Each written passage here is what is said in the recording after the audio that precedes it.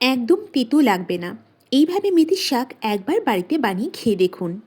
প্রথমে আমি কড়াইতে দিয়ে দিয়েছিলাম তেল, তার মধ্যে দিয়ে দিয়েছিলাম ৩টে শুকনো লঙ্কা। এরপর আমি দিয়ে দিয়েছিলাম অল্প পরিমাণ মেথি। তারপর কেটে রাখা বেগুন কুচিগুলোকে এক এক করে সব কড়াইতে দিয়ে দিয়েছিলাম। বেগুনি পিসগুলোকে একটু ছোট ছোট করে কিন্তু কেটে নেবেন, তাহলে তাড়াতাড়ি সেদ্ধ হবে।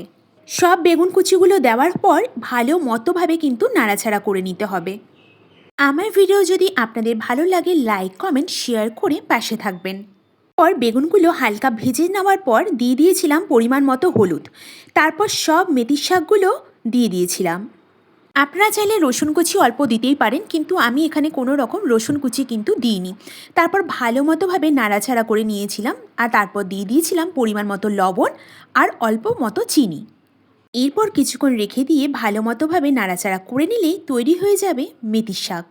আজকের ভিডিওটা কেমন লাগলো অবশ্যই কমেন্ট বক্সে জানাবেন, আর ভালো লেগে থাকলে লাইক কমেন্ট সাবস্ক্রাইব করে পাশে থাকবেন। ধন্যবাদ।